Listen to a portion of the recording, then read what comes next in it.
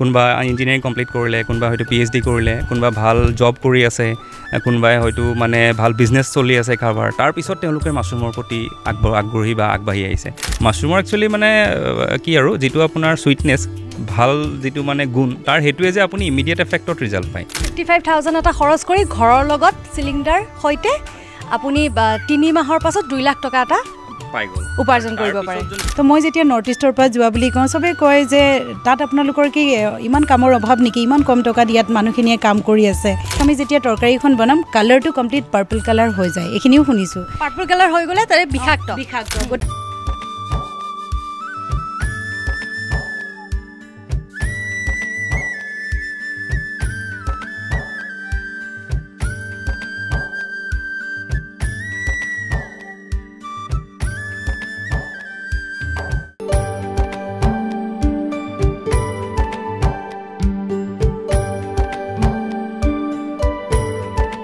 নমস্কাৰ, অংকুৰিত অসমৰ এই অনুষ্ঠানটিৰ মাজলৈ স্বাগতম। আৰু আজি মই উপস্থিত আছোঁ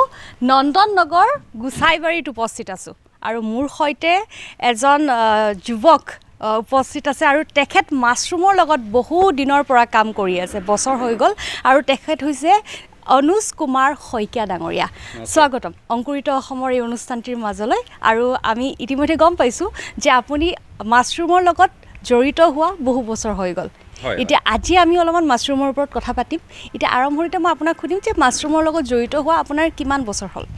মাছৰুমৰ লগত আপোনাৰ মোৰ প্ৰায় 10 বছৰেই। আমি ধৰক 15-16 মানৰ পৰাই মাছৰুমৰ লগত লাগিছোঁ। 17 মানত ধৰক আমাৰ ফাৰ্ম আমি ঠিকে ৰেজিষ্টাৰ কৰা হৈছে। তাৰপিছত তেনেকৈ আহি এতিয়া প্ৰায় 10 বছৰেই ক'ব পাৰে। আৰু মেইনলি ধৰক এটা বেলেগ ফিল্ডৰ মানুহ আছিলোঁ, মই আপোনাৰ ছফ্টৱেৰৰ লগত জড়িত আছিলোঁ, বাংগালোৰত আছিলোঁ বহুত বছৰ।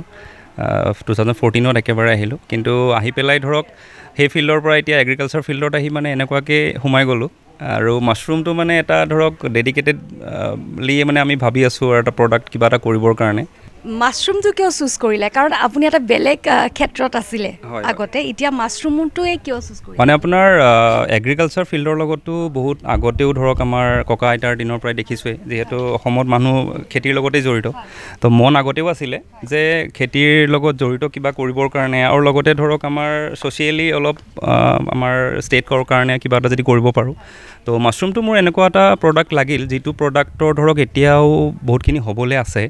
যাৰ এটা ধৰক বহুত ডাঙৰ মাৰ্কেট আছে। অকল মানে লোকেল লেভেলতে মই নকওঁ বা আমাৰ নেশ্যনেল লেভেলত নকওঁ, ইণ্টাৰনেশ্যনেল লেভেলত এটা হিউজ ডিমাণ্ড আৰু ভেৰাইটিজ আছে বহুত ডাঙৰ। গতিকে মই ভাবোঁ যে মাছৰুমটো এটা এনেকুৱা প্ৰডাক্ট, বাকী আপোনাৰ হৰ্টিকালচাৰ, এগ্ৰিকালচাৰ, ফিচাৰিজ, ভেটেনেৰি আপুনি যিমান কয়, তাৰকে অকল এটাই মাছৰুমে হয়তো গোটেইখিনিকে অকলে বিট কৰিব পৰা কেপাচিটি আছে।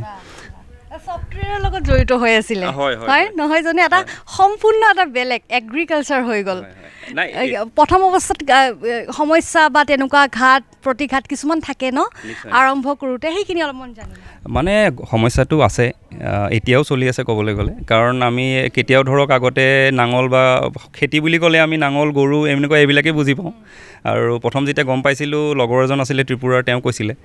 যে এনেকৈ খেতি কৰিবি নেকি? কিন্তু ক'লে কি খেতি? কৈছে মাছৰুমৰ। মই বোলো মাছৰুমৰ খেতিটো আজিলৈকে কৰা নাই। কৈছে নাই, এইটো ঘৰৰ ভিতৰত কৰা খেতি। তেতিয়ালৈকে মাছৰুম খাওঁ, কিন্তু মাছৰুমৰ খেতিটো কেনেকৈ কৰা যায় গম পোৱা নাছিলোঁ। তেওঁৰ কথাখিনি শুনি বহুত ইণ্টাৰেষ্টিং লাগিল যে ঘৰৰ ভিতৰত কৰিব পৰা খেতি যদিতো চবেই কৰিব পাৰিব। আৰু মোৰ এংগেলটো এইটো যে মানে অকল মই নহয়, কাৰণ আমি ক্লাষ্টাৰ লেভেলত যেতিয়ালৈকে নাযাম, মই ভাবোঁ আমি ছাকচেছ হ'ব নোৱাৰোঁ। কাৰণ যেনেকৈ আজি ধান কৰক বা বেলেগ নহয় জানো, তো তেতিয়াৰ পৰা আমি ধৰক গোটেইখিনি চাব ল'লোঁ। আমি বেলেগ ত্ৰিপুৰা, ৱেষ্ট বেংগল, দিল্লী বহুত জেগা ঘূৰিলোঁ, বহুত ডিপাৰ্টমেণ্টৰ লগত ধৰক লগ কৰিলোঁ। তাৰপিছত দেখিলোঁ যে মানে নাই, ইয়াৰ কথাখিনি হৈছে যে আমাৰ মানুহে আজিৰ পৰা 30-40 বছৰ ধৰি, তাতকৈ আগতেও হয়তো মাছৰুম খাই আছে, কিন্তু মাছৰুমৰ পৰা বেনিফিট কি আছে বা বিজনেছ কি আছে, এই এৱাৰনেছবিলাক প্ৰপাৰলি নাই, যাৰ কাৰণে ধৰক এতিয়ালৈকে এটা ছেইম চাইকেলতে গোটেই প্ৰচেছখিনি ঘূৰি আছে। গতিকে আমি আহি পেলাই আমি এটাই চেষ্টা কৰিছোঁ যে মানুহক আমি ট্ৰেইনিঙো দিওঁ, আমি এৱাৰনেছ প্ৰগ্ৰেমছবিলাকো আমি কৰোঁ, বেলেগ ইউনিভাৰ্চিটি হওক, কলেজ হওক, অৰ্গেনাইজেশ্যনবিলাকৰ লগতো কানেক্ট হ'বলৈ আমি চেষ্টা কৰোঁ। আৰু তাৰ লগতে ধৰক যিমানবিলাক এক্সপ' বা ষ্টাৰ্টআপছ আছে, তেওঁলোকৰ লগতো আমি কাম কৰি আছোঁ। আমাৰ নিজৰ ভেলু এডিশ্যনৰ ফাৰ্মো আমি ষ্টাৰ্ট কৰিছোঁ, ধৰক প্ৰডাক্ট আছে বেলেগ। গতিকে আমাৰ উদ্দেশ্য এইটোৱে হৈছে যে একেবাৰে মানে ফাৰ্মাৰ লেভেলৰ পৰা আৰম্ভ কৰি এণ্টাৰপ্ৰিনৰ লেভেললৈকে গোটেই মানুহখিনি যাতে মাছৰুমত কানেক্ট হ'ব পাৰে ইভেন কাৰণ মাছৰুমত ধৰক বহুতকেইটা ছেক্টৰ আছে আপুনি ট্ৰেইনিং পাৰ্ট এটা বেলেগ ছেক্টৰ স্পন প্ৰডাকশ্যন যোনটো ইণ্ডাষ্ট্ৰি সেইটো এটা বেলেগ ছেক্টৰ আপোনাৰ লগতে ভেলু এডিশ্যন মই যিটো কৈছোঁ আচাৰ বিস্কুট কেক পাপৰ ভুজিয়া চিপছ বহুত ধৰণৰ বস্তু মাছৰুমৰ আমি বনাব পাৰোঁ যিটো একচুৱেলি ক'ব গ'লে চাগে মানুহে ভালকৈ নাজানে যে ইমান কেপাচিটি কৰি আছে দৰ্শকসকলক দেখাম খুব সুন্দৰকৈ মাছৰুমেৰে কেনেকৈ আচাৰ বনাব লাগে বিস্কিট বনাব লাগে গোটেইখিনি তেওঁলোকে কৰি আছে এতিয়া যিহেতু আপুনি ক'লে যে আপোনালোকে প্ৰশিক্ষণৰ ব্যৱস্থা কৰে আৰু এৱাৰনেছটো আমাক যথেষ্ট প্ৰয়োজন কাৰণ বহু বছৰৰ পৰা চলি আহি আছে যে মাছৰুমৰ প্ৰতি মানুহৰ এটা ভ্ৰান্ত ধাৰণা আছে যে মাছৰুম খালে মানুহ এজনৰ মৃত্যু হ'ব পাৰে নেকি নহয় জানো তেনে ক্ষেত্ৰত এৱাৰনেছ যে আপোনালোকে প্ৰগ্ৰেমবোৰ কৰে তেনে ক্ষেত্ৰত সেই মানুহখিনিক কেনেকৈ বুজায় বা তেওঁলোকৰ ফালৰ পৰা অহা প্ৰশ্নখিনি কেনেকুৱা হয় আমাৰ অসমত আচলতে ধৰক আমাৰ বহুত জাতি জনজাতিৰ মানুহ আছে তো আমাৰ যি আদিবাসী মানুহ যিখিনি আছে মই ক'ম যে তেওঁলোকৰ আচলতে মাছৰুম জংগলী মাছৰুম তেওঁলোকে বহুত খায় ৱাইল্ড মাছৰুম যিবিলাক কয় তেওঁলোকে বহুত ধৰণৰ প্ৰব্লেমত বহুত টাইম ফচিছেও আগতে কিন্তু তাৰপিছতো তেওঁলোকে খাই আছে তো কিন্তু কথাটো হৈছে আমি মানুহে যিটো চাইণ্টিফিক ৱেত যিবিলাক আমাৰ বীজ বনোৱা হয় লেবৰেটৰীত বীজবিলাক প্ৰডিউচ কৰা হয় এনেকৈ এখন ফাৰ্মত ধৰক চাইণ্টিফিকেলি কমপ্লিটলি প্ৰডাকশ্যন কৰা হয় আমি মানুহক এইটোৱে আমি বুজাব চেষ্টা কৰোঁ যে আপোনালোকে প্ৰপাৰ যিটো কাল্টিভেশ্যন কৰা হৈছে সেইবিলাক মাছৰুম খাওক যিবিলাক মাছৰুম জংঘলত আছে যিবিলাক এতিয়া আপোনাৰ ধৰক 10,000ৰ ওপৰ প্ৰজাতিৰ মাছৰুম আছে তো তাৰ পৰা ধৰক 200+ প্ৰজাতিৰ মাছৰুম খাব পাৰি তাৰ ভিতৰত ধৰক 6-7-8বিধমান ধৰক ইণ্ডিয়াত বৰ্তমান জংঘলত হয় তো জংঘলত হোৱা মাছৰুম ধৰক দেখিবলৈ আপুনি 3-4টা মাছৰুম দেখিব অলপ একেই কিন্তু সিহঁতৰ ভেৰাইটি হয়তো বেলেগ তাৰ মাজতে কোনটো পয়জনাছ হ'ব পাৰে কি হ'ব কোনে নাজানে গতিকে আমি এইটোৱে মানুহক বুজাওঁ যে আপোনালোকে জংঘলৰ বা ৱাইল্ড মাছৰুমবিলাক নাখাব কিন্তু আমাৰ যিখিনি মানুহ আছে আকৌ বহুত মানুহ আমি এনেকুৱাও পাইছোঁ ধৰক আমাৰ এতিয়া মিচিং গাঁওখন আমি ট্ৰেইনিং দিব গৈছিলোঁ বা ৰাভা গাঁৱতো গৈছোঁ তেওঁলোকে বহুত মানুহ এনেকুৱা আছে তেওঁলোকে আকৌ খেতিলেহে ভয় কৰে তেওঁলোকে কৈছে যে আমিতো যিবিলাক ছিঙি আনো আমিতো জানো চিনি পাওঁ আমি সেয়াহে খাম তো উল্টাহে মানে মানুহৰ মেণ্টেলিটিটো এতিয়াও বিশ্বাস নকৰে এতিয়াও আছে ন এতিয়াও আছে কিন্তু কথাটো এটা বস্তু ভাল হৈছে ধৰক এতিয়া ক'ভিডৰ কাৰণে মই ক'ম যে ইমান প্ৰব্লেম হোৱাৰ পিছতো আমাৰো বিজনেছত বহুত এফেক্ট পেলাইছে তাৰপিছতো কিন্তু এটা ভাল হৈছে কি মানুহৰ মাছৰুমৰ প্ৰতি এৱাৰনেছটো বহুত আহিছে কাৰণ আগৰ তুলনাত আহিছে একজেক্টলি হয় কাৰণ আগতে কি হৈছিলে মানুহে মাছৰুম বুলি ক'লে অলপ ভয় খাইছিলে পয়জনাছ নেকি কিন্তু এতিয়া কি হৈছে মানুহৰ এৱাৰনেছটো বহুত আহি গৈছে প্ৰায় মানুহে জানে যে মাছৰুমটো এটা ভাল বস্তু হেল্থৰ কাৰণে ভাল বহুত ধৰণৰ বেনিফিট আছে গতিকে এইটো আমি বহুতে এতিয়া খেতি কৰিবলৈ লৈছে কাৰণ তাৰ এটা মানে এক্সাম্পল হিচাপে আমি নিজে এইটো পাইছোঁ যে যোৱা 2-3 বছৰ ধৰি অজস্ৰ মানুহ আমাৰ ওচৰলৈ আহিছে কোনোবাই মাছৰুমৰ খেতি কৰিব বিচাৰিছে কোনোবাই এক্সপৰ্ট কৰিব বিচাৰিছে কোনোবাই কিবা প্ৰডাক্ট বনাব বিচাৰি আছে বহুতৰ চবৰে বেলেগ বেলেগ তো কিন্তু মানে সেই বস্তুটোৱে ভাল লাগিছে কিয় যে বহুত যিবিলাক মানুহ আহিছে ক'বলৈ গ'লে আগতে আমাৰ নৰ্মেল সাধাৰণ খেতিয়কসকলে কৰি আছিলে এতিয়া কিন্তু চব আপোনাৰ এডুকেটেড ভাল ল'ৰা ছোৱালী কোনোবা ইঞ্জিনিয়াৰিং কমপ্লিট কৰিলে কোনোবা হয়তো PhD কৰিলে কোনোবা ভাল জব কৰি আছে কোনোবাই হয়তো মানে ভাল বিজনেছ চলি আছে কাৰোবাৰ তাৰপিছত তেওঁলোকে মাছৰুমৰ প্ৰতি আগ্ৰহী বা আগবাঢ়ি আহিছে তো তাৰ মিনিং এইটোৱে মই ভাবোঁ যে এইটো এটা মানে এটা ৰিভলিউশ্যন বুলি ক'ব পাৰে মানে ইমানখিনি যে আগৰ তুলনাত এতিয়া যে বহুখিনি মানুহ আগুৱাই আহিছে এৱাৰনেছৰ কাৰণে সেই বস্তুখিনি গম পাইছে যে মাছৰুম খেতি কৰিও আমি স্বাৱলম্বী হ'ব পাৰোঁ অলপমান আমি মাছৰুম আপোনাৰ চাব বিচাৰিম কেনেকৈ কি কৰি আছে এইটো কিমান স্কুৱেৰ ফিটৰ ঘৰ এইটো আপোনাৰ 15/20 তেনেকুৱা চাইজৰ হ'ব এইটো আৰু সেইটো এটা তেনেকুৱা আছে নাই ওপৰত টিং দিয়া হৈছে কিন্তু টিঙৰ ওপৰতো আকৌ আমি মানে থাৰ্মকল আমি ফিটিং কৰিছোঁ মানে এইবিলাক কিছুমান ধৰক আমাৰ নিজৰ ঘৰুৱা টেকনিক আৰু থাৰ্মকলটো কিয় দিছে এইটো একচুৱেলি হিটটোৰ কাৰণে ৰ'দটো তেতিয়া ডাইৰেক্টলি টিঙত নপৰাৰ কাৰণে ধৰক এই মানে টিংটোৱে আচলতে ইয়াৰ কাৰণে সুবিধাজনক নহয় মানে ঠাণ্ডা হৈ থাকিব লাগে ঠাণ্ডা হৈ থাকিবৰ কাৰণে কাৰণ ধৰক আমাৰ এতিয়া মাছৰুমৰ খেতিৰ কাৰণে মানে আমি যোনটো কৰোঁ oyster মাছৰুম ইয়াৰ কাৰণে 25 ডিগ্ৰী চেলচিয়াছটো এটা মানে জেনুইন টেম্পাৰেচাৰ হয় 25 ডিগ্ৰী 2 ডিগ্ৰী প্লাছ মাইনাছ কিন্তু আমি দেখিছোঁ যে গুৱাহাটীত আমি 30 ডিগ্ৰী তলত যদি আমি ৰাখিব পাৰিছোঁ তেনেহ'লে আমাৰ মাছৰুমৰ প্ৰডাকশ্যন ভালকৈ হৈ আছে হয় আৰু গতিকে আমাৰ গুৱাহাটীত যদি ধৰক 35 ডিগ্ৰী 40 ডিগ্ৰীলৈও হৈ যায় তেনেহ'লে আমি ভিতৰত ধৰক চিষ্টেম কিছুমান এনেকুৱা কৰি ৰাখিছোঁ যাতে আমি টেম্পাৰেচাৰটো মানে 8 ডিগ্ৰী 10 ডিগ্ৰী আমি কমাই দিব পাৰোঁ আৰু ভিতৰৰ চিষ্টেমবোৰ আমি অলপ চাই লওঁ কেনেকৈ ৰাখিছে ইয়াতে কিমান চিলিণ্ডাৰ আছে দাদা ইয়াতে আপোনাৰ প্ৰায় 250 চিলিণ্ডাৰ ৰখা হৈছে চিলিণ্ডাৰবিলাক ধৰক আমি বাহিৰতে আমাৰ খেৰ আছে ষ্টক কৰা যায় তাতে খেৰ কাটি পেলাই ষ্টেৰিলাইজ কৰি চিলিণ্ডাৰবিলাক বনাই আমি ইয়াত আনি পেলাই এনেকৈ ওলমাই দিওঁ এইখিনি একেবাৰে নতুন ৰিচেণ্ট লগোৱা হৈছে, যেনেকৈ ডেট লিখা আছে আপোনাৰ 13/8 13 তাৰিখে বনোৱা হৈছে। হয়, আমি মানে ডেটবিলাক বনাই থওঁ, লিখি থওঁ, যাতে এইটো গম পাওঁ যে সিহঁতৰ কিমান দিনত তাৰ প্ৰডাক্ট মানে হেৰি হৈছে, এটা গ্ৰ'থটো আহিছে কি। এইটো এতিয়া ধৰক যেনেকৈ 16/8 তেনেকৈ প্ৰায়বিলাকৰে আছে। লাষ্টৰ লাইনখিনি ধৰক এতিয়া ৰেডি হৈছে। এইটো আপোনাৰ ধৰক একদম ৰিচেণ্ট লগোৱা, আগৰ অলপো আছে, আহক সেইখিনি চাব পাৰিব। আচ্ছা আচ্ছা, এইখিনি মানে আপোনাৰ চিলিণ্ডাৰটো বনোৱাৰ পিছত আমি যোনখিনি জেগা দি আপোনাৰ মাছৰুমটো ওলাব, তাৰ পিছৰ কাৰণে মানে এই ফুটাকেইটা কৰি পেলাই ইয়াত এইবিলাক দি থোৱা হয়। এইটো এটা ধৰক তেওঁলোকৰ উশাহ নিশাহ লোৱাৰ এটা হেৰি বুলিও ধৰিব পাৰে আৰু প্ৰক্ৰিয়া এটাই। আৰু পিছত কি হয় মানে মাইচেলিয়াম বুলি কয়, যিটো আপোনাৰ গোটেই পিছফালৰ চিলিণ্ডাৰবিলাক আপোনালোকে দেখিব যে বগা হৈ গৈছে। ইয়াতো দেখিব যোনবিলাক আমি বীজ দিওঁ, ইয়াৰ পৰা গোটেই চিলিণ্ডাৰটো লাহে লাহে বগা হৈ যাব। পূৰা যেতিয়া কমপ্লিট বগা হয়, ধৰক 20 days মান এটা টাইম লাগে আৰু 15-20 days। তো সেই তেতিয়া আমি তোলাবিলাক উলিয়াই দিওঁ। সম্পূৰ্ণ মাছৰুমটো ওলাবলৈ আৰু খাবলৈ ৰেডি হ'বলৈ বা প্ৰডাক্ট এটা বনাবলৈ ৰেডি হওঁতে কিমান সময় লাগে? 25 days আপুনি এভাৰেজ ধৰক। হয়, কেতিয়াবা ঠাণ্ডা দিন হ'লে কমেই লাগে, ধৰক 20 দিনতো ওলাই যাব পাৰে। আৰু এইটো বস্তু মানে মাছৰুমৰ খেতিটো সেইকাৰণে মানে কোৱা হয় যে কমপ্লিটলি আপোনাৰ এনভাইৰনমেণ্ট বেছড। এনভাইৰনমেণ্ট য'ত আপোনাৰ ধৰক অলপ হিলি এৰিয়া আছে, ঠাণ্ডা জেগা আছে, জংঘল আছে বা নহয় তেনেকুৱা জেগাখিনিত অলপ সোনকালে হ'ব। আৰু আমাৰ এতিয়া গুৱাহাটীৰ নিচিনা টাউন এৰিয়াত আমি কৰি আছোঁ মাজত, গতিকে ইয়াত আপোনাৰ টেম্পাৰেচাৰ বেছি, পলিউশ্যন বেছি, চেলেঞ্জ এটা আছে। একজেক্টলি। তো আমি মানুহক সেইকাৰণে কওঁ যে আমি গুৱাহাটীৰ টাউনৰ মাজত যদি আমি খেতি কৰিব পাৰিছোঁ, তাকো গৰমতো আমি কৰোঁ, আমি এৰাউণ্ড দ্য ইয়েৰ কৰোঁ, তো গতিকে আপোনালোকে গাঁৱত কিয় নোৱাৰিব? কিয় সম্ভৱ নহ'ব? আৰু মানুহৰ বহুত এটা ভুল ধাৰণা কি যে তেওঁলোকে মানে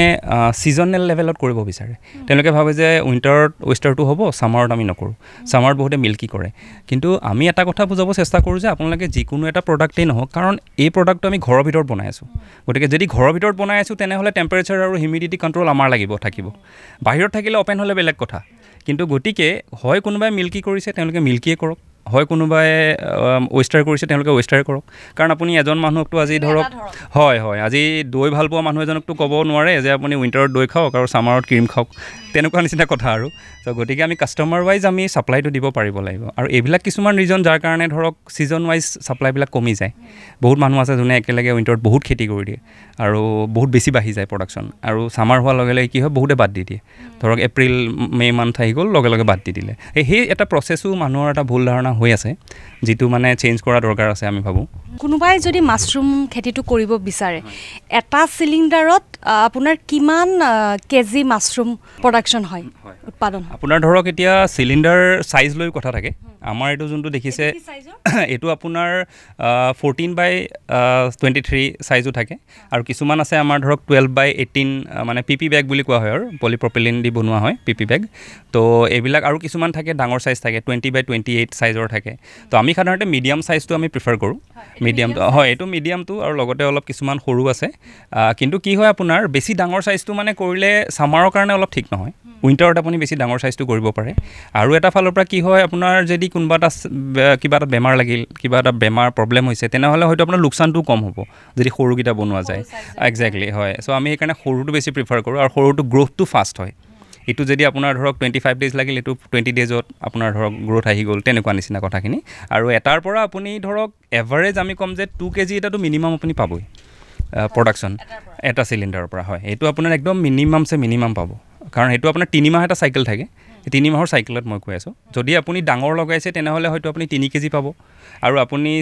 ক'ত কৰিছে এইটো এটা মেটাৰ। আজি ইয়াতে গুৱাহাটীৰ ইয়াত কৰি আছোঁ নে আপুনি ধৰক পাহাৰৰ এৰিয়াত কৰিছে, তেনেকুৱা হ'লেও বেলেগ হ'ব। এতিয়া ইয়াত য'ত আমাৰ 2 kg পাইছোঁ, হয়তো পাহাৰীয়া এৰিয়াত তাত আমি 4 kg পাম, তেনেকুৱা নিচিনা। ৱেডাৰৰ ওপৰত, এৰিয়াৰ ওপৰত বহুত ডিপেণ্ড কৰে। এতিয়া আমাৰে হয় এতিয়া আমাৰে ট্ৰেইনিং দিয়া এটা গ্ৰুপ আছে গোৱালপাৰা। তেওঁলোকে আপোনাৰ আজিৰ পৰা 6 মাহমান আগত আমালৈ এটা ফটো পঠাইছে, এপাহ ফুল মানে এটা মাছৰুমৰ এটা পাহি কমপ্লিটলি, সেইটো আপোনাৰ 2 kg তেওঁলোকে ৱেইট কৰি দেখাইছে। গতিকে ভাবি চাওক, তেহেঁতৰ তাত চাগে মই ভাবোঁ 4-5 kgলৈকে প্ৰডাকশ্যন তেওঁলোকৰ চকুমুদি পাব সেই জেগাবিলাকত। মানে হিল এৰিয়া হয়, গছ গছনি থকা জেগা হয়, যিমানে আমি ৱেডাৰ হয় কণ্ট্ৰল কৰি ৰাখিব পাৰোঁ, সিমানে মাছৰুম উৎপাদনটো বেছি ভালকৈ হয়। এতিয়া কোনোবাই যদি ধৰক 500টা চিলিণ্ডাৰ লয়, মাছৰুম খেতিটো কৰিব বিচাৰে, তেতিয়াহ'লে ঘৰটো কিমান স্কুৱেৰ ফিট হ'ব লাগিব? তেওঁলোকৰ আপোনাৰ 15/25 চাইজৰ এটা যদি ফুটৰ আপুনি যদি এটা ঘৰ বনাই লয়, সেইটোত আপোনাৰ ধৰক 500+ ধুনীয়াকৈ আপোনাৰ চিলিণ্ডাৰ আহিব। কাৰণ আমি এতিয়া কি হয় ধৰক আমাৰ এতিয়া গুৱাহাটীৰ কাৰণে স্পেচ অলপ কম, গতিকে আমি অলপ কনজাষ্টেড লেভেলতো আমি বস্তুবিলাক ৰাখিছোঁ কিন্তু গাঁও এৰিয়া হ'লে কি হয় জেগা বহুত এভেইলেবল থাকে ডাঙৰ এৰিয়া হ'লে সেইকাৰণে ভাল আৰু মাজতো ধৰক মানুহ অহা যোৱা কৰিবৰ কাৰণে লগতে ফুল ওলাবৰ কাৰণে মাছৰুমটো ওলাবৰ কাৰণে জেগা ৰাখিব লাগিব তো গতিকে আপুনি স্পেচ লাগিব প্ৰতিটো লাইনৰ মাজত ধৰক এতিয়া এইটো লাইন আছে তাৰ নেক্সট যোনটো লাইন আছে তাৰ মাজত ধৰক এজন মানুহ অহা যোৱা কৰিব লাগিব লগতে যেতিয়া মাছৰুমটো ওলাব তাৰো স্পেচটো লাগিব তো গতিকে সাধাৰণতে আপোনাৰ প্ৰায় 2 ফুট এটামানটো গেপ লাগে মাজত ইটো সেইটোৰ লগত তো গতিকে আপোনাৰ আমি দেখিছোঁ যে 15/25 তেনেকুৱা এটা চাইজত আপুনি 500+ চিলিণ্ডাৰ ধুনীয়াকৈ লগাব পাৰে হাইটটো মেটাৰ কৰে আপুনি কিমান ওখ কৰিছে বা আমাৰ হাইটটো এনে কিমান ওখ কৰিলে ভাল আপোনাৰ ধৰক 10 মান থাকিব লাগিলে ভাল হাইটটো হয় বহলটো আপোনাৰ সেইটো ধৰক 15/25 সেইটো কৈছোঁ মই তো আপুনি হাইটটো ধৰক সাধাৰণতে কি হয় কেতিয়াবা যদি আপুনি আৰু বেছি ৰাখে বোলে নাই 12, 13, 15 মানে হাইটটো যিমানেই বেছি হয় এটা জেগাত কি ভাল হয় হিটটো তললৈ নাহে সি ওপৰতে থাকিব আৰু ভেণ্টিলেশ্যনৰ প্ৰচেছটো ভালকৈ কৰিলে সি হিটটো ওলাই গ'ল গতিকে কি হয় ওপৰৰ যিটো টিঙৰ ছাইডৰ পৰা যিটো ওপৰৰ পৰা হিটটো আহিব লাগে চিলিঙৰ পৰা সি মানে যদি হাইটটো বেছি থাকে গতিকে যিমান হাইট ৰাখিব পাৰে সিমান ভালেই মিনিমাম বুলি আচলতে আমি যোনটো কৈছোঁ 10টো এইটো আচলতে মিনিমাম যদি কোনোবাই নাই 13 ৰাখোঁ 15 ৰাখোঁ ৱেল এণ্ড গুড বঢ়িয়া সেইখিনি তেওঁলোকে ৰাখিব পাৰে বেছি ভাল হয় আৰু ধৰক এতিয়া সিমানখিনি 500 চিলিণ্ডাৰ যদি আপুনি লগায় তেনেহ'লে ধৰক আপুনি 1000 এটা বঢ়িয়াকৈ গোটেইখিনি চিলিণ্ডাৰ যদি আপুনি মেইনটেইন ৰাখি ধুনীয়াকৈ প্ৰডাকশ্যন পাইছে তেনেহ'লে আমাৰ হিচাপত ধৰক আপুনি 1000 কেজি প্ৰডাকশ্যন তেওঁ পাব লাগে চিলিণ্ডাৰৰ পৰা হয় এটা চিলিণ্ডাৰত আপোনাৰ ধৰক মই ক'ম যে মেক্সিমাম আপোনাৰ 50 টকা এটা ধৰক কিমান হ'ব পাৰে আৰু গাঁও অঞ্চলত যদি কৰে বহুত জেগাত কি হয় তেওঁলোকৰ খেৰ এভেইলেবল থাকে তাৰপিছত মেন পাৱাৰ কষ্টিংটো অলপ কম থাকে ধৰক মানুহৰ তাৰ এতিয়া গুৱাহাটীৰ যিটো ধৰক হাজিৰা এটা বা পইচা এটা মানুহে ল'ব সেইটো আপোনাৰ গাঁও অঞ্চলত লোৱা মানুহে অলপ কমাই ল'ব তেওঁ গতিকে তাত তেওঁলোকৰ ৰ মেটেৰিয়েলখিনি যেনেকৈ খেৰ বা এনেকুৱা বস্তুবিলাক এভেইলেবল থাকে হয় গতিকে আপুনি প্ৰায় কি হয় যে 30 টকাও পায়হি 25 টকাটো আপুনি ইচ্ছা কৰিলে বনাই দিব পাৰে এতিয়া এজন মানুহে যদি ভাবে যে মই মাছৰুম খেতি কৰোঁ আৰু তেওঁ নিজৰ ঘৰতে ধৰক খেৰ আছেই তেওঁ নিজে চিলিণ্ডাৰ বনাইছে আজি এজন মানুহে যদি ডেইলি আপোনাৰ 10টাও বনায় তেনেহ'লে মাহতে তেওঁ 30 দিন বনালে 300 চিলিণ্ডাৰ হৈ গ'ল তো গতিকে তেওঁ আমি 3 মাহৰ চাইকেল কৈছোঁ তো গতিকে 3 মাহ যদি তেওঁ কণ্টিনিউ বনাওঁ বুলি 900 চিলিণ্ডাৰ তো মানে এইটোৱে ইজিয়েষ্ট প্ৰচেছ ইমান 10টা চিলিণ্ডাৰ বনাব তেওঁ হাৰ্ডলি ধৰক এবাৰ ৰেডি হৈ গ'ল মানুহজন বনাব জানিলে শিকিলে তেওঁ 1.5 ঘণ্টা 2 ঘণ্টাত বনাই দিব গতিকে তেওঁ চাকৰি কৰি আছে তেওঁ বেলেগ কাম আছে বিজনেছ আছে তেওঁ ধুনীয়াকৈ ৰাতিপুৱা যদি 2 ঘণ্টা এটা দিলে তেওঁ মাছৰুমৰ খেতিও কৰি আছে বিজনেছো কৰি আছে লগতে তেওঁ বেলেগ চাকৰিও কৰি থাকক নিজৰ বিজনেছো কৰি থাকক বেলেগ তো সেইটো এটা বঢ়িয়া প্ৰচেছ আৰু সেইখিনি গোটেইখিনি আপোনাৰ ধৰক 1000 কেজি যদি আপুনি প্ৰডিউচ কৰিছে সেইখিনি আপুনি হ'লচেলত বেচক বা আপুনি নৰ্মেল যিটো মাৰ্কেট ৰেট বৰ্তমান আছে তাত বেচক বা পেকেজিং কৰি পেলাই যদি আপুনি পাৰ কেজি আপোনাৰ ধৰক 200 টকা এটা এভাৰেজ নৰ্মেল ৰেট মাৰ্কেটত তাতকৈ ধৰক অলপ মাজে মাজে 250 হয় বা অলপ ধৰক বেছিকৈ ল'লে অলপ কমাই দিয়া হয় তেনেকুৱা আৰু হ'লচেলত ধৰক সেইটো আপোনাৰ ছিজন ৱাইজ ধৰক কেতিয়াবা আহি আপোনাৰ 100 টকাও পাই যায় যিটো একেলগে বাল্কত লয় ধৰক 100 কেজি 200 কেজি এনেকুৱা ন আৰু এতিয়াতো ৱেষ্ট বেংগল বা এইবিলাক জেগাততো আমি জানো যে 60 টকা 70 টকাও পাই যায় ছিজনততো আৰু কমি যায় কেতিয়াবা তেনেকুৱা আমাৰ ইয়াত এতিয়া কি হয় ধৰক প্ৰডাকশ্যন কম আছে কাৰণে কৈছে ৰেট লেভেলটো ধৰক এতিয়াও অলপ হাই আছে ইয়াত কিন্তু লগতে মানে কি হয় আপোনাৰ আপুনি যদি সেই মানে 200 টকাত আপুনি বেচিলে পাৰ কেজি চিলিণ্ডাৰ বেচিব পাৰিলে মানে এটা 1 কেজি তেনেহ'লে আপুনি ক'ব গ'লে আপোনাৰ প্ৰায় 2 লাখ টকা 2 লাখ টকা আপুনি ইনকাম কৰিব পাৰিব এটা ছিজনত ব্যৱসায়ত আপোনাৰ ধৰক আপুনি 50,000 ধৰক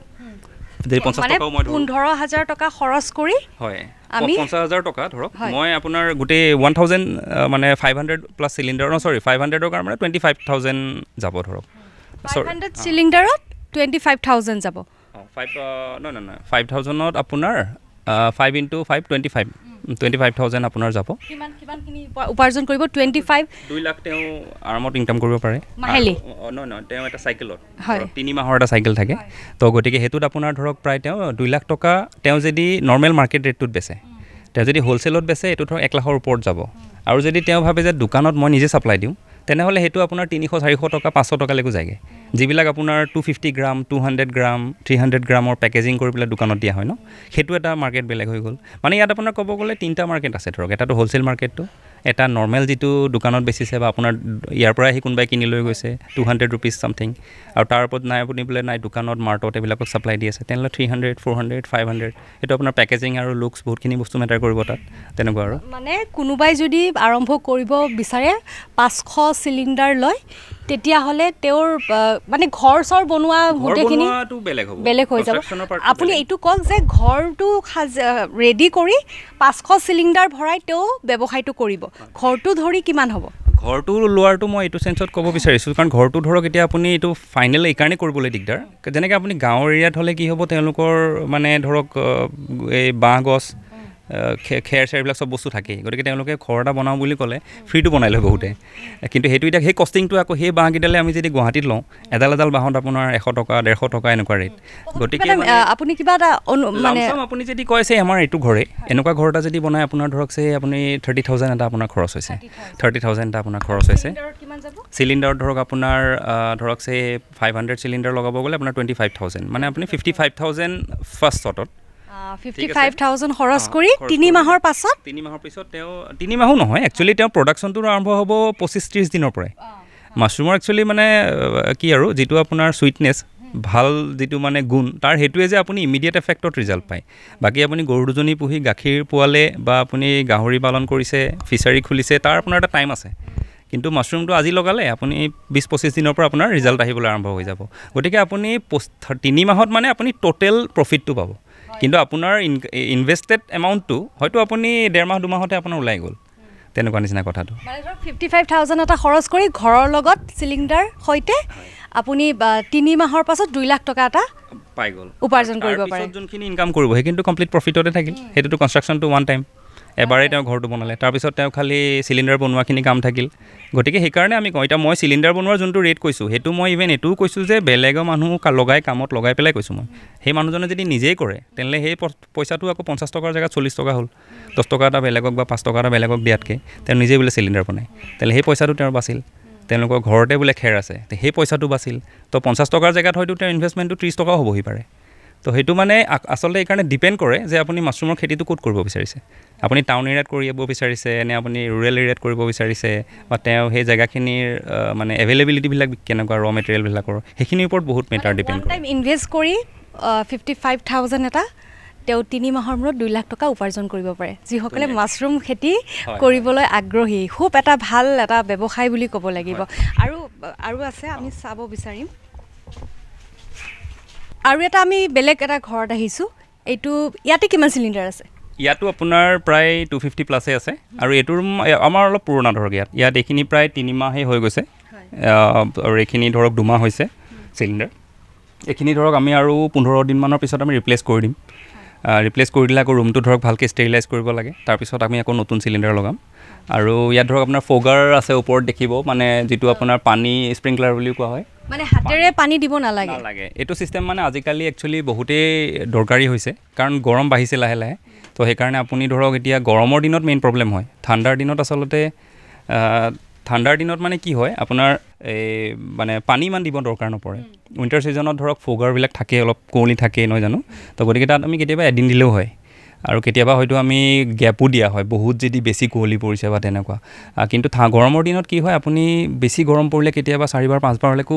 ৰুমত পানী মাৰ যায় আচলতে মাছৰুমটোৰ ৰিকুৱাৰমেণ্ট নাই ৰুমটো যাতে আমি ঠাণ্ডা কৰি ৰাখিব পাৰোঁ টেম্পাৰেচাৰ কমাই ৰাখিব পাৰোঁ হিউমিডিটি মেইনটেইন ৰাখে তাৰ কাৰণে পানী মাৰিব লাগে আৰু সেই পানী মাৰিবৰ কাৰণে মানে এই চিষ্টেমটো কৰি ল'ব পাৰিলে বহুতেই ভাল এই চিষ্টেমটো কৰোঁতে ধৰক কিমানখিনি খৰচ হ'ব এইখিনিত আপোনাৰ ধৰক চব মিলাই মেলি আপোনাৰ 25-30,000 ওচৰত পৰিব গুৱাহাটীৰ নিচিনা জেগাত আৰু কৈছোঁ মই কাৰণ ধৰক আপুনি মটৰ এটা লাগে ফিটিং দৰকাৰ মেইনলি মটৰৰ দৰকাৰ থাকে এটা তাৰ অলপ খৰচ থাকে আৰু যোনে লগাই ফিটিং কৰে আজিকালিতো জানেই আৰু এইবিলাক কষ্টিংটো অলপ বেছি হয় বাকী এনেই মেটেৰিয়েলছবিলাকৰ ইমান বিশেষ কষ্টিং নাই পাইপ চাইপ এইবিলাক যিবিলাক আছে খালি সেই ফিটিং চিটিং কৰোঁতে গোটেই ছেটআপটো ৰেডি কৰোঁতে তাতে অলপ খৰচটো বেছি হৈ যায় পানীখিনি অট'মেটিক আহে নে অট'মেটিক আমাৰ ধৰক ইয়াতে বৰিং আছে বা কানেকশ্যন আছে কমপ্লিটলি তাৰ লগত চ' গতিকে আমি ছুইচ অন কৰাৰ লগে লগে ইয়াত ধৰক পানী ওলাই গ'ল হয় আমি 10-15 মিনিটৰ কাৰণে ধৰক কমপ্লিটলি দিয়া হ'ল পানী পৰি আছে তাৰপিছত ধৰক আকৌ আমি অট'মেটিক বন্ধ কৰি দিয়া হয় এইটো টাইম লৈ আৰু কোনোবা টাইমত আমি কম সময় দিওঁ কোনোবা সময়ত আমি বেছি সময় দিওঁ তেনেকুৱা আৰু সেইটো হ'লে ধৰক টেম্পাৰেচাৰটো ইয়াত এটা এইটো আছে এইটো হিউমিডিফায়াৰ বুলি কয় মানে চৰি আপোনাৰ হাইগ্ৰমিটাৰত মানে আপোনাৰ টেম্পাৰেচাৰ আৰু হিউমিডিটিটো তাত শ্ব' কৰে তো প্ৰায়বিলাক হেৰিতে মানে সাধাৰণতে এটা হাইগ্ৰমিটাৰ দৰকাৰী ৰাখিব লাগে কাৰণ মানে কিয় হয় আমি টেম্পাৰেচাৰটো কিমান আমি নাজানো এতিয়া মানুহে আমাৰ এই মিটাৰটোৱে হয় টেম্পাৰেচাৰ কিমান হৈ আছে তাত শ্ব' কৰি থাকিব হয় কিমান টেম্পাৰেচাৰ আছে আৰু হিউমিডিটি কিমান আছে তাত শ্ব' হৈ থাকে এতিয়া ধৰক টেম্পাৰেচাৰটো আমি যেনেকৈ কৈছিলোঁ যে আপোনাৰ 25 ডিগ্ৰী ওচৰত থাকিলে ভাল গতিকে আমি যদি দেখোঁ গুৱাহাটীত আমি মানে দেখিছোঁ 25 পাবলৈ গৰমৰ দিনত দিগদাৰ কিন্তু যদি 30 ক্ৰছ কৰি গুচি গৈছে তেতিয়া আমি অলপ পানী চানী মাৰিলোঁ আকৌ ৰুমটো এতিয়া ইয়াত তলত ধৰক আমি এইবিলাক বালি দি দিছোঁ গতিকে তলৰ পৰা যোনটো হিট আহিব তলটো তিয়াই দিয়া যায় গতিকে তলৰ হিটটো কণ্ট্ৰল কৰি আহি ছাইডত ধৰক আমি তিৰপাল বা কাপোৰ এনেকৈ দি পেলাই মাৰি থোৱা যায় এতিয়া দিনৰ টাইমত যেতিয়া ৰ'দ বেছি পৰে তেতিয়া এইবিলাক ব্লক কৰি দিওঁ আৰু ওপৰত ধৰক থাৰ্মকল বা এইবিলাক আমি ফিটিং কৰিব পাৰোঁ তো তেনেকুৱা বহুত ধৰণৰ হেৰি থাকে সাধাৰণতে মানে সেইটো ডিপেণ্ড কৰে একচুৱেলি মানুহজনে ক'ত কৰি আছে সেইটো বস্তু মেটাৰ কৰে এতিয়া মানে গাঁও এৰিয়াত হৈ গ'লে অলপমান খৰচটো কমত আহি যায় আৰু অলপমান চহৰত কৰিলে অলপমান যিহেতু গৰমৰ তাপমাত্ৰাটো বেছি থাকে সেয়েহে আমাৰ অলপমান অসুবিধাৰ সন্মুখীন হয় আৰু অলপমান খৰচ যিজনে ব্যৱসায়টো কৰিব বিচাৰে তেওঁৰ খৰচ অলপমান বেছি হ'ব পাৰে কিন্তু এটা বস্তু ভাল লাগিছে যে ফাৰ্মাৰজনে যিয়ে মাছৰুম খেতি কৰিব বিচাৰে 55,000 টকা বা 60,000 ধৰিলোঁ বাৰু 60,000 টকা খৰচ কৰি 3 মাহৰ পাছত তেওঁ 2 লাখ টকা উপাৰ্জন কৰিব পাৰে আৰু ঘৰটো বনোৱাটো ইনভেষ্টমেণ্ট ওৱান টাইম এবাৰ কৰিলেই হ'ল বাকী লাভালাভখিনি আমি যিজনে জড়িত হ'ব বিচাৰে মাছৰুমৰ লগত পাই থাকিব সেইটো বস্তু ভাল লাগিছে খুব বেছি আৰু যিহেতু আমি আৰম্ভণিতে কৈছিলোঁ যে আপোনালোকে মাছৰুমৰ পৰা আচাৰৰ পৰা আৰম্ভ কৰি বিভিন্ন ধৰণৰ বিস্কিট কৰি আছে গতিকে সেইখিনি দেখুৱাবলৈ আমি অলপমান যত্ন কৰিম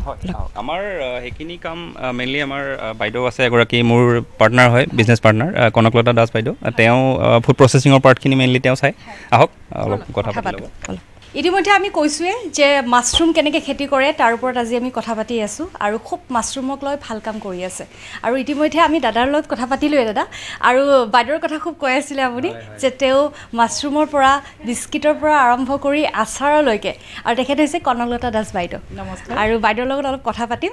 আৰু কেনেকুৱা আৰম্ভ কৰিলে দাদাৰ লগত কেনেকৈ জড়িত হ'ল সেইখিনি কথা নমস্কাৰ অসমবাসী ৰাইজ আজি অংকুৰিত অসমৰ ফালৰ পৰা আমাৰ তাত বাইদেউ আহিছে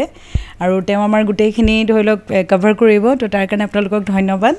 আৰু প্ৰথমতে অনুজ আৰু মই ধৰি লওক আমি 2014ত লগ পাইছিলোঁ অনুজক আৰু যুগসূত্ৰে আমি কামখিনি ষ্টাৰ্ট কৰিলোঁ যে কিবা এটা কৰোঁ ময়ো ধৰি লওক বেকগ্ৰাউণ্ডটো মোৰ ফাইনেন্সিয়েল আছিলে আৰু অনুজটো MCA হোল্ডাৰ নিশ্চয় কৈছে তো চাকৰি লাইফটোৰ চলাই লগতে আমি মাছৰুমটোৰ কথা মানে আমাৰ ফ্ৰেণ্ডৰ পৰা গম পালোঁ যে এইটো ঘৰতে কৰিব পাৰি বা ইয়াৰ বিশেষকৈ আমাৰ ভাল লাগিলে কি হেল্থ বেনিফিটটো কাৰণ আমাৰ নৰ্থ ইষ্টখন ধৰি লওক কেঞ্চাৰৰ হাব বুলি আমি জনা যায় যিহেতু আমাৰ আজিকালি যিকোনো আমি শাক পাচলি কৰোঁ ইউৰিয়া যথেষ্ট ইউজ কৰোঁ তাৰ কাৰণে আমাৰ মানে দৈনন্দিন জীৱনত বহুত ধৰণৰ বেমাৰ যেনেকৈ বিশেষকৈ কেঞ্চাৰ প্লাছ আপোনাৰ ডায়েবেটিক এনেকুৱা ধৰণৰ বেমাৰবিলাক ধৰি লওক মাছৰুম যদি আমি ৰেগুলাৰ খাওঁ ই আপোনাৰ ধৰি লওক মানে বীজাণুটো মাৰিব পৰা ক্ষমতা আছে মাছৰুমত আৰু লগতে আমাৰ মহিলাবিলাকৰ ধৰি লওক হেমগ্ল'বিনৰ প্ৰব্লেম থাকে ডি ভিটামিন যথেষ্ট কম আমাৰ নৰ্থ ইষ্টতো টেষ্ট কৰিলে মেক্সিমামৰে তো মাছৰুমটো এটা এনেকুৱা বস্তু য'ত নেকি আমি ধৰি লওক বাকী যেনেকৈ আমি এটা ফ্ৰুটছত এবিডে নিউট্ৰিশ্যন পাওঁ কিন্তু মাছৰুমত আমি বহুতখিনি নিউট্ৰিশ্যন পাওঁ তো সেইটো আমাৰ ভাল লাগিলে প্লাছ আমাৰ বহুত কম খৰচতে ধৰি লওক আমি এইটো কৰিব পাৰোঁ আই থিংক অনুজ শইকীয়াই আপোনাক এইখিনি ডিটেইলছ কৈছে তো আমাৰ কি হ'ল আমি যেতিয়া খেতিটো ষ্টাৰ্ট কৰিলোঁ প্ৰথম ধৰি লওক আমি বাহিৰৰ 6-7খন ডিষ্ট্ৰিক্টত ষ্টাৰ্ট কৰিছিলোঁ কিয়নো আমাৰ অসমত ধৰি লওক গুৱাহাটীৰ আমাৰ গৰমটো বেছি বা ইয়াত তেনেকুৱা ঠাই নাছিলে তো আমি গাঁৱত আমি ট্ৰেইনিংটো দিছিলোঁ আৰু তেওঁলোকৰ পৰা আমি বাইবেক কৰি মাৰ্কেটটো চলাই আছিলোঁ আৰু লগতে আমাৰ ফুড প্ৰচেছিঙৰ ওপৰত মানে বেছি গুৰুত্ব আছিলে যে আমি ফুড প্ৰচেছিংটো কৰিম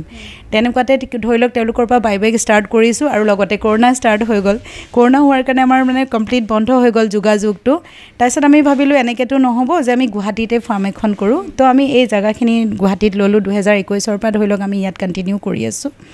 আৰু যেতিয়া আমি ছমাহ ৰখি আছিলোঁ তেতিয়া আমি ভাবিলোঁ যে মাছৰুমৰ ওপৰত কামখিনি কৰোঁ তো আমি আচাৰ কিছুমান বনাবলৈ ট্ৰাই কৰিলোঁ তো প্ৰথম হয় মই নিশ্চয় দেখাই দিছোঁ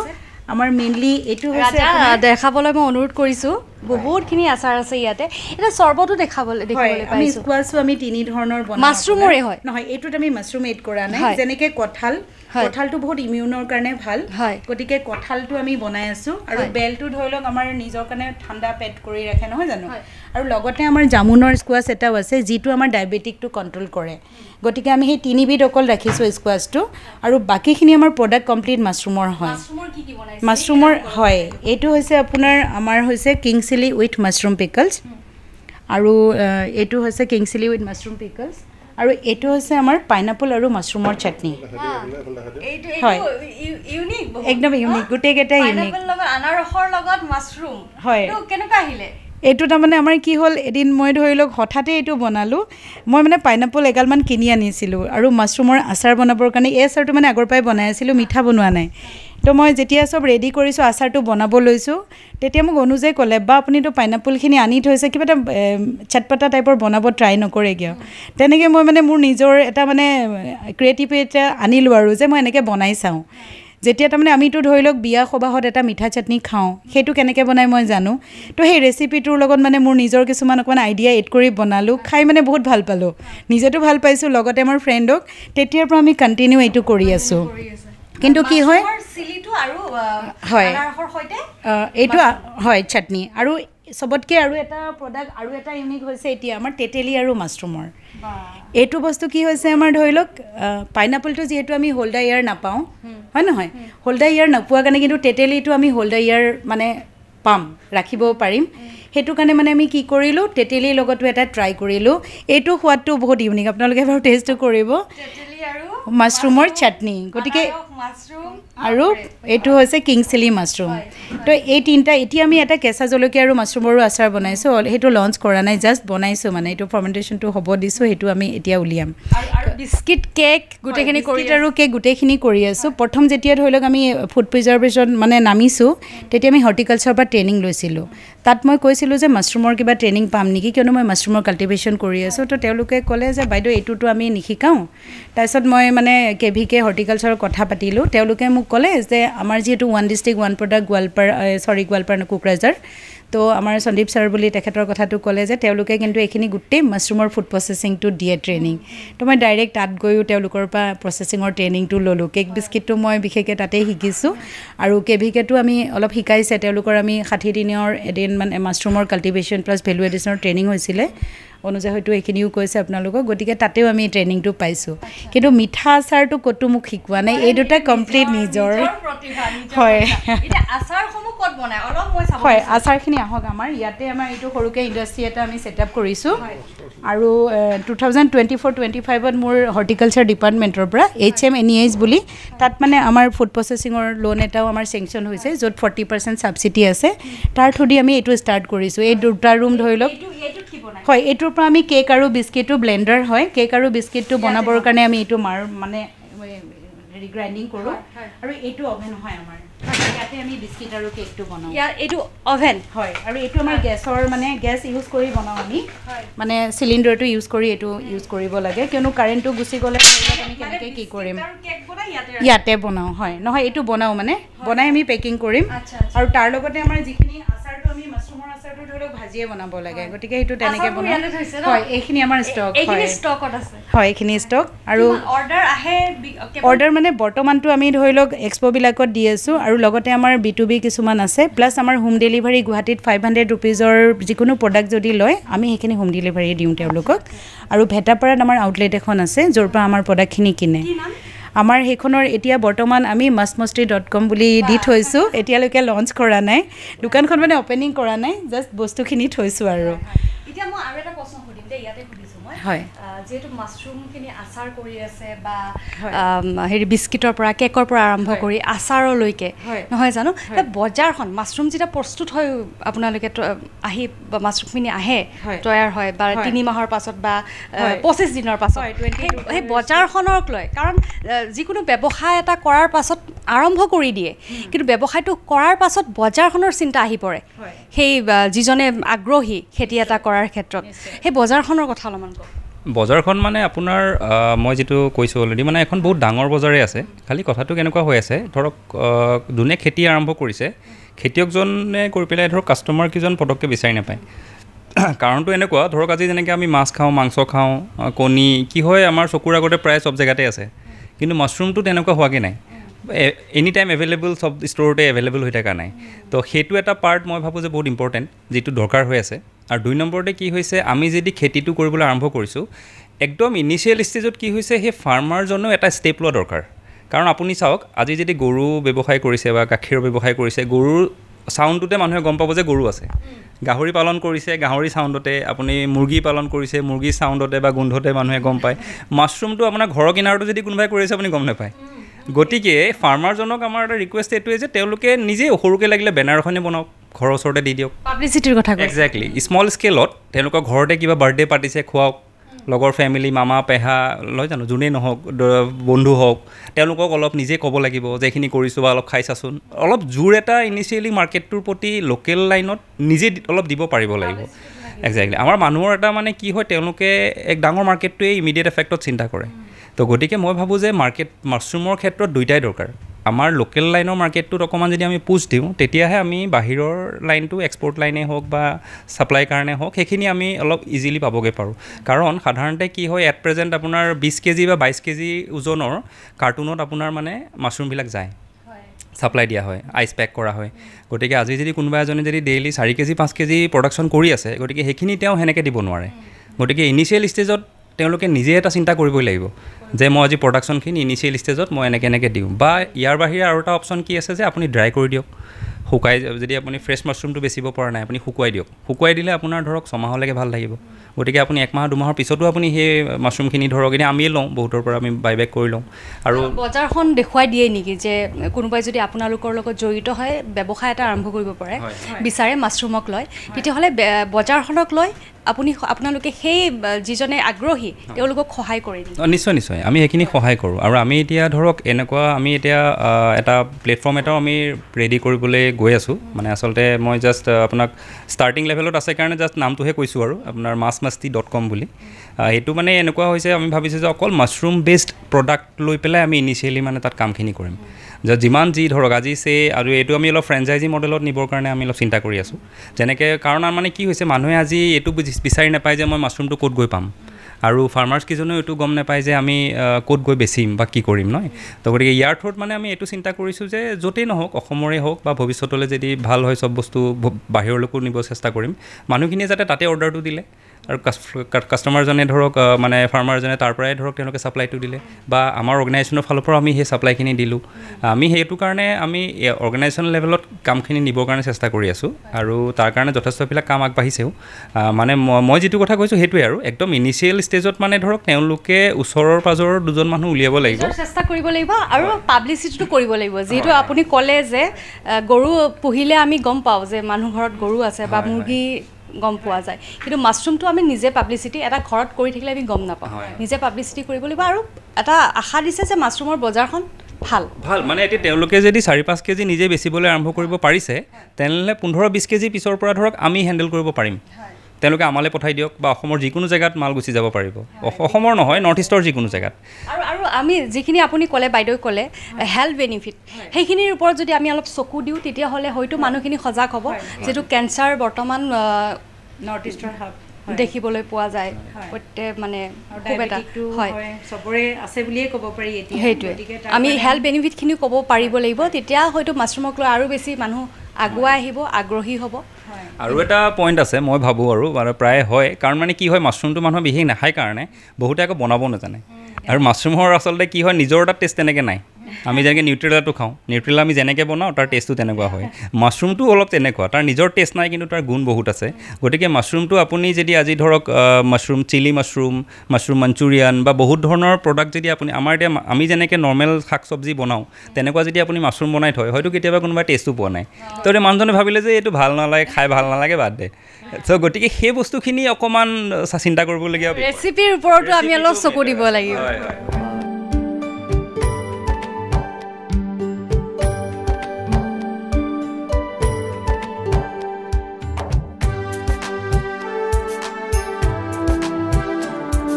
বহুতখিনি কথা পাতিলোঁ আজি মাছৰুমৰ ওপৰত আৰু একদম ঘৰৰ ওচৰিকৈ থাকি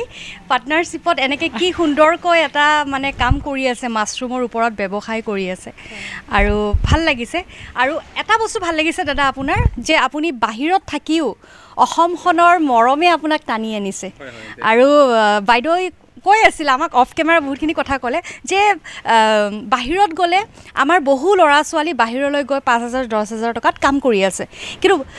সেইখিনি অলপমান কথা যিখিনি আপুনি ক'লে অলপ কেমেৰাৰ সন্মুখত কৈ হয় মই মানে ফাইনেন্সিয়েল ইনষ্টিটিউটৰ লগত জড়িত গতিকে মানে ইণ্ডিয়া ঘূৰিছোঁ মই যেতিয়াই মই বাহিৰত যাওঁ তাতে যিখিনি ধৰি লওক হোটেলখনত য'ত থাকোঁ যিখিনি মানে আমাৰ ধৰি লওক লেবাৰ টাইপৰ কাম বা গেট কিপাৰ থাকে সেইখিনি সদায় নৰ্থ ইষ্টৰে থাকে তো মই যেতিয়া নৰ্থ ইষ্টৰ পৰা যোৱা বুলি কওঁ চবেই কয় যে তাত আপোনালোকৰ কি ইমান কামৰ অভাৱ নেকি, ইমান কম টকা দিয়াত মানুহখিনিয়ে কাম কৰি আছে, সেই বস্তুটোৱে ধৰি লওক মোক ক'ৰবাত নহয় ক'ৰবাত মানে আমনি দিছিলে। যিহেতু আমাৰ অসমৰ যিমানখিনি বা নৰ্থ ইষ্টৰ প্ৰডাক্ট আমাৰ ধৰি লওক যিখিনি কি বুলি ক'ম মই এইখিনি হাৰ্বছ মানে আমাৰ ধৰি লওক জড়ি বুটিৰ পৰা যিখিনি বনে চব আমাৰ ইয়াৰ পৰাই যায়। তাৰপিছতো আমাৰ মানুহখিনিয়ে কিয় ইমান কম টকাত বাহিৰত গৈ ইমান এটা লাজৰ কথা তেনেকৈ আপোনাক কৈছে, কিন্তু আমি আমাৰ মানুহখিনিয়ে আমিয়ে বুজি নাপাওঁ যে আমাৰ মাটিতে কিমান ধন পৰি আছে বা আমি কি কাম কৰি আমি কেনেকৈ উপাৰ্জন কৰিব পাৰোঁ। আৰু ডাঙৰ ডাঙৰ উদাহৰণ দিছে, ইতিমধ্যে বহু খেতিয়কে দাঙি ধৰিছে বছৰি লাখ লাখ টকা উপাৰ্জন কৰি আছে তেওঁলোকে নিজৰ মাটিখিনিতে কাম কৰি, বাৰীৰ পিছপাৰে পৰি থকা মাটিখিনিতে কাম কৰি, নহয় জানো? আৰু এটা যিখিনি মাছৰুমক লৈ এনেকুৱা হয় ন যে মাছৰুম খালে মানুহ মৃত্যুমুখত পৰে, তেনেকুৱা কি আপুনি সেই বিষয়ত কি ক'ব? এতিয়া মানে কি আমি যেতিয়া প্ৰথমে এইখিনি কাম ষ্টাৰ্ট কৰিছিলোঁ আমি সজাগতা দিয়ে ষ্টাৰ্ট কৰিছিলোঁ, কিয়নো যিখিনি মানে মাছৰুম আপোনাৰ ধৰি লওক গছত মানে পচা কাঠত হয়, মেইনলিটো পচা কাঠত হয় বা খেৰত পৰি থকা জাবৰ জবৰত হয়, গোবৰত হয়। তো আগৰ দিনৰ যিসকল মানুহে বুজি পাইছিলে, বিশেষকৈ আমাৰ যিখিনি ট্ৰাইবেল ধৰি লওক ছ'চাইটিৰ আমাৰ মানুহ, তেওঁলোকে বহুত চিনি পায়। তেওঁলোকে কি কৰে সেইখিনি বুটলি আনি, আৰু তেওঁলোকে এইটোও জানে মাছৰুমৰ উপকাৰিতা বহুত। আমি ধৰি লওক এতিয়া লাহে লাহে চাইণ্টিফিকেলি এইখিনি মাৰ্কেটত আহিলে আমি বুজিছোঁ, কিন্তু আগৰ দিনৰ মানুহে জানিছিলে। আৰু তাৰ ভিতৰত কি হৈছিলে, যোনে জানি বুটলি আনে, কিন্তু তেওঁলোকে তথাপিও এটা ৰিচাৰ্চ কৰিছিলে নিজৰ ফালৰ পৰা। এতিয়া ৰিচাৰ্চ বুলিয়ে কৈছোঁ, শব্দটো অহা নাই। তেওঁলোকে কি কৰে মানে মই শুনিছোঁ, বহুতবিলাক ট্ৰেইনিঙত গৈছোঁ, মেমহঁতেও ৰিচাৰ্চ ডেভেলপমেণ্টৰ পৰা কৈছে যে তেওঁলোকে হেনো যেতিয়া মাছৰুমটো বইল কৰে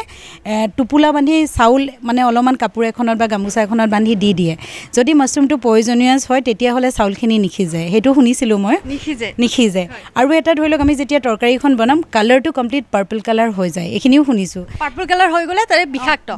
গতিকে আপোনালোকে এইটো সতৰ্ক থাকিব, যদি তেনেকুৱা টাইপৰ আপোনালোকে বনৰীয়া মাছৰুম বুটলি খায়, তৰকাৰী যদি কালাৰটো আমাৰ ধৰি লওক যদি আমি হালধি আৰু খাৰ নহয় জানো একেলগে দিলে এটা চেঞ্জ হয়, সেই কালাৰটো আমি জানো। কিন্তু যদি সেইবোৰ নিদিয়াকৈ কালাৰটো চেঞ্জ হৈছে মিনছ ইট ডিফিকাল্ট, কিয়নো মাছৰুমটো সদায় বগা বস্তুত পাৰ্পল এটা কেনেকৈ হৈ যাব, কিবাটো নিশ্চয় সেই বস্তুটো অলপ সতৰ্ক হ'ব লাগিব। বহুত বেছি ভাল লাগিলে, আৰু আশা কৰোঁ মাছৰুমৰ বিষয়ে যদি কোনোবাই জানিব বিচাৰিছে এই অনুষ্ঠানটি চাই নিশ্চয়কৈ উপকৃত হ'ব। গতিকে বাইদেউ বহুত ধন্যবাদ, দাদা ধন্যবাদ, বহুত বেছি ভাল লাগিলে। আৰু অংকুৰিত অসমৰ আজিৰ বিশেষ খণ্ডটিৰ পৰা বিদায় লৈছোঁ, ধন্যবাদ।